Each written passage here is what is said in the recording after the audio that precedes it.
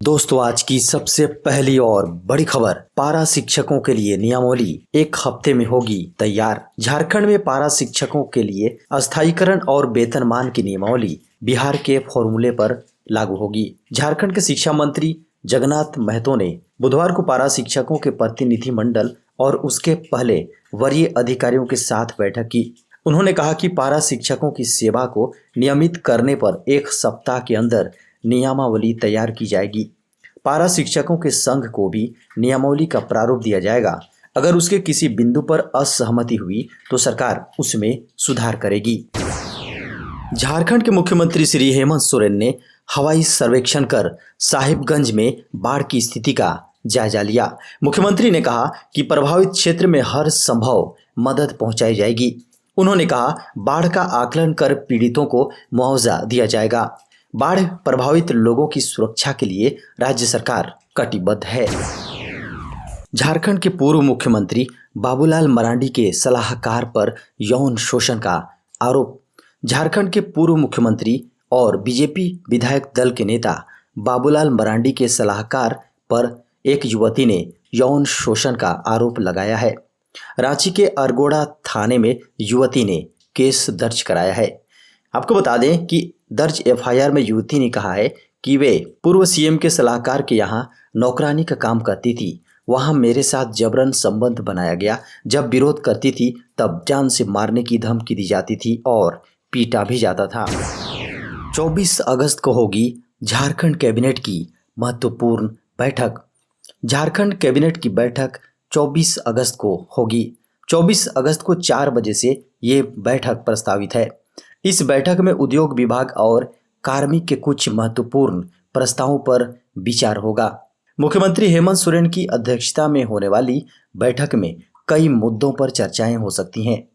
आपको बता दें कि झारखंड विधानसभा का मानसून सत्र 3 सितंबर को शुरू हो रहा है। उससे पहले कैबिनेट की यह आखिरी बैठक हो सकती है। बताया जा रहा है कि हेमंत सरकार कुछ महत्वपूर्ण निर्णय लेकर विधानसभा सत्र के दौरान विपक्ष को हमलावर होने से रोक सकती है। इससे पहले 5 अगस्त को कैबिनेट की बैठक हुई थी। इसमें नई नियुक्ति नियमावली को मंजूरी दी गई थी। रेल फैक्ट्री में 10वीं पास के लिए निकली भर्ती। रेलवे व्हील फैक्ट्री ने 10वीं पास उम्मीदवारों के लिए भर्ती निकाली है। रेलवे व्हील फैक्ट्री ने आधिकारिक वेबसाइट rwf.indianrailway.gov.in पर इस भर्ती के लिए नोटिफिकेशन जारी किया है। इस वैकेंसी के तहत ट्रेड अप्रेंटिस के 192 पदों पर उम्मीदवारों का चयन किया जाएगा। इस भर्ती के लिए आवेदन की प्रक्रिया 13 अगस्त को शुरू हो चुकी है और योग्य व इच्छुक उम्मीदवार 13 सितंबर तक आवेदन कर सकते हैं। आधिकारिक नोटिफिकेशन के अनुसार आवेदन शुल्क जमा करने की आखिरी तारीख भी 13 सितंबर 2021 निर्धारित की गई है। दोस्तों, बड़ी खबर सामने आ रही है। झारखंड के मुख्यमंत्री श्री हेमंत सोरेन ने गोड्डा स्थित सुंदर पहाड़ी में आयोजित कार्यक्रम में 7050.83 लाख की 37 योजनाओं का उद्घाटन एवं 2230.42 लाख की 23 योजनाओं का शिलान्यास किया। मुख्यमंत्री ने लाभुकों को प्रधानी पट्टा व नियुक्ति पत्र सौंपा। मुख्यमंत्री ने कहा, राज्य को नई दिशा देने के लिए कदम उठाए जा रहे हैं। ऐसी व्यवस्था बनाएंगे जिसका फायदा कम से कम 40 साल तक लोगों को मिलता रहे। जीविका के लिए संसाधन उपलब्ध कराने का कार्य हो रहा है। दोस्तों, बड़ी खबर सामने आ रही है। झारखंड के तसर से पहली बार शुरू हुआ साड़ियों का निर्माण। झारखंड में भी अब मेड इन झारखंड साड़ियां मिलेंगी। पहली बार झारखंड के तसर से झारखंड में ही साड़ियों के निर्माण का कार्य शुरू हो गया है। अभी तक यहां केवल तसर का उत्पादन किया जाता था, इसे दूसरे राज्यों में भेज दिया जाता था। झारखंड राज्य खादी बोर्ड की ओर से ये पहल की गई है। बोर्ड के चांडिल स्थित उत्पादन और प्रशिक्षण केंद्र से इसकी शुरुआत की गई है। झारखंड के तसर की साड़ियां गुणवत्ता में बेहद अच्छी क्वालिटी की मानी जा रही हैं। चांडिल के केंद्र में तसर धागों की बुनाई और फिर उसकी डिजाइनिंग तक का काम किया जा रहा है। दोस्तों, बड़ी खबर आ रही है। 30,000 रुपये रिश्वत लेते गिरफ्तार हुआ सहायक अभियंता। दोस्तों, गुमला के भरनों से बड़ी खबर सामने आ रही है। यहाँ सहायक अभियंता को 30,000 रुपए रिश्वत लेते एसीबी ने रंगे हाथ गिरफ्तार किया है। एसीबी की रांची की टीम ने बुधवार को कार्रवाई करते हुए भरनो प्रखंड के सहायक अभियंता को गिरफ्तार किया है। आपको बता दें कि गिरफ्तार करने के बाद एसीबी की टीम उसे अपने साथ लेकर रांची चली गई, जहां उससे पूछताछ की जाएगी। खबरों के अनुसार भरनो प्रखंड के सहायक अभियंता ने मनरेगा कार्य के बदले रिश्वत की मांग की थी, जबकि वादी रिश्वत देने को तैयार नहीं था। वादी ने इसकी शिकायत रांची एसीबी से की थी। घूस मांगे जाने की शिकायत मिलने के बाद एसीबी ने इस मामले का सत्यापन कराने के बाद यह कार्रवाई की। 21 अगस्त को रांची लौटेंगी विश्व नंबर 1 तीरंदाज दीपिका कुमारी। विश्व की नंबर 1 तीरंदाज दीपिका कुमारी 21 अगस्त को रांची लौटेंगी। दीपिका का रांची के बिरसा मुंडा हवाई अड्डे पर शानदार स्वागत किया जाएगा। दीपिका की स्वागत की तैयारी चल रही है। दीपिका कुमारी लंबे समय बाद अपने गृह राज्य लौट रही हैं। दीपिका कुमारी कई महीनों से झारखंड से बाहर हैं। पहले वो विश्व तीरंदाजी चैंपियनशिप में भाग लेने के लिए पेरिस गई थी। पेरिस में दीपिका कुमारी ने व्यक्तिगत टीम और मिश्रित युगल स्पर्धा में गोल्ड मेडल जीता।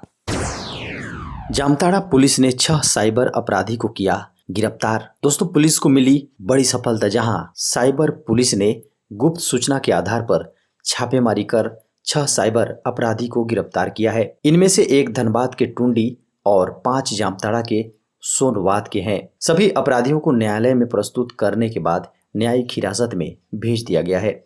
इन अपराधियों के पास से कई चीजें बरामद हुई हैं। इनमें 9 mobile, 3 bike, 19 SIM card, 5 ATM card बरामद किया गया है। आम आदमी के लिए राहत भरी खबर, खाने का तेल होगा सस्ता। खाने के तेल की कीमतों को काबू करने के लिए केंद्र की नरेंद्र मोदी सरकार ने बड़ी घोषणा की है। सरकार ने खाद्य तेल के आयात पर निर्भरता कम करने तथा इसके उत्पादन बढ़ाने के लिए 11,040 करोड़ रुपए का राष्ट्रीय मिशन शुरू करने का फैसला लिया है। प्रधानमंत्री नरेंद्र मोदी की अध्यक्षता में मंत्रिमंडल की बुधवार को हुई बैठक में कृषि मंत्रालय के इस आशय के प्रस्ताव को मंजूरी दी गई।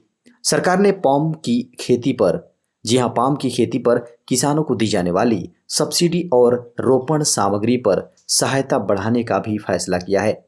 पूर्वोत्तर क्षेत्र में पाम से संबंधित उद्योग लगाने पर 5 करोड़ रुपए तक की सहायता दी जाएगी। देश में पिछले 24 घंटे में मिले 35,000 से ज्यादा मरीज। बुधवार सुबह तक पिछले 24 घंटों में कुल 35,178 नए मरीज सामने आए हैं। वहीं पिछले 24 घंटे में कोरोना से 440 लोगों की मौत हो गई। स्वस्थ होने वाले मरीजों की संख्या 37,169 है। केंद्रीय स्वास्थ्य मंत्रालय के अनुसार देश में पॉजिटिविटी रेट में थोड़ी बढ़ोतरी दर्ज की गई है। पिछले 24 घंटे में पॉजिटिविटी दर 1.96% रही। बुधवार सुबह केंद्रीय स्वास्थ्य मंत्रालय के अनुसार देश में अब तक कोरोना के कुल 3 करोड़ 23 लाख से ज्यादा मामले सामने आ चुके हैं। झारखंड के विद्यालयों में होगी सभी बच्चों की कोरोना की जांच। स्कूली शिक्षा एवं साक्षरता विभाग के सचिव ने स्कूलों में बच्चों की नियमित कोरोना जांच का आदेश दिया है। जिलों को प्रतिदिन बच्चों व शिक्षकों की उपस्थिति की भी जानकारी देने को कहा गया है। शिक्षा सचिव ने यह निर्देश मंगलवार को विभागीय अधिकारियों के साथ हुई बैठक में दिया। बैठक में सभी जिलों के जिला शिक्षा पदाधिकारी और जिला शिक्षा अधीक्षक शामिल हुए। आपको बता दें कि जिलों को राष्ट्रीय उपलब्धि सर्वे परीक्षा की तैयारी करने को भी कहा गया। इस वर्ष सर्वे नवंबर में होने की संभावना है। देश में 40,000 कंपनियों का कैंसिल हो सकता है रजिस्ट्रेशन। कानूनों के उल्लंघन के मामले में देश की 40,000 कंपनियों के रजिस्ट्रेशन कैंसिल हो सकते हैं। अगर ऐसा होता है तो रजिस्ट्रार ऑफ कंपनी से इन कंपनियों का रजिस्ट्रेशन हटा दिया जाएगा। दूसरी ओर सरकार को लगता है कि एलएलपी एक्ट में हुए बदलाव से छोटे कारोबारी और छोटी कंपनियां रजिस्ट्रेशन के लिए आगे आएंगी। एक मीडिया की खबरों के अनुसार कंपनीज एक्ट के उल्लंघन को लेकर सरकार लगभग 40,000 कंपनियों के खिलाफ कार्रवाई करने जा रही है। इन सभी कंपनियों को डी रजिस्टर किया जाएगा और साथ ही कंपनी रजिस्ट्रार से भी इनका रजिस्ट्रेशन हटवाया जाएगा। इसके अलावा देश में लगभग 2 लाख कंपनियां ऐसी हैं जो निष्क्रिय पड़ी हुई हैं। दोस्तों, बड़ी खबर सामने आ रही है। सुप्रीम कोर्ट का बड़ा फैसला, एनडीए परीक्षा में लड़कियां भी ले सकेंगी भाग। सुप्रीम कोर्ट ने लड़कियों को भी राष्ट्रीय रक्षा अकादमी यानी एनडीए एग्जाम में बैठने की इजाज़त दे दी है। 8 सितंबर को इसका एग्जाम होगा। जस्टिस संजय किशन कौल और ऋषिकेश रॉय की खंडपीठ ने बुधवार को कुश कालरा द्वारा दायर रिट याचिका में अंतरिम आदेश पारित किया है। इस याचिका में महिला उम्मीदवारों ने एनडीए प्रवेश परीक्षा में भाग लेने की अनुमति मांगी थी। याचिका में कहा गया है कि महिलाओं को परीक्षा में न बैठने देना भारत के संविधान के अनुच्छेद 14, 15, 16 और 19 का उल्लंघन है। याचिका में कहा गया है कि अधिकारी 12वीं परीक्षा पास अविवाहित पुरुष उम्मीदवारों को राष्ट्रीय रक्षा अकादमी एवं नौसेना अकादमी की परीक्षा में बैठने की अनुमति देते हैं, लेकिन योग्य एवं इच्छुक महिला उम्मीदवारों को परीक्षा देने की अनुमति महज लिंग के आधार पर नहीं देते हैं। इसमें संविधान के तहत कोई उचित कारण भी नहीं दिए जाते हैं। घरेलू गैस सिलेंडर हुआ 25 रुपये महंगा। देश के मध्यम वर्ग के लोगों तक एक बार फिर महंगाई का झटका पहुंच गया है। ऑयल मार्केटिंग कंपनियों ने 14.2 किलोग्राम वाले एलपीजी रसोई गैस सिलेंडर की कीमतों में 25 रुपये का इजाफा किया है। इससे पहले 1 जुलाई को रसोई गैस सिलेंडर की कीमत में 25.50 रुपये की बढ़ोतरी की गई थी। इस बढ़ोतरी के साथ ही राजधानी रांची में रसोई गैस सिलेंडर की कीमत 942 रुपया पहुंच गई, जो कल तक रांची में 917 रुपये था। इसी तरह जमशेदपुर में रसोई गैस सिलेंडर की कीमत 899.50 रुपये पहुंच गई।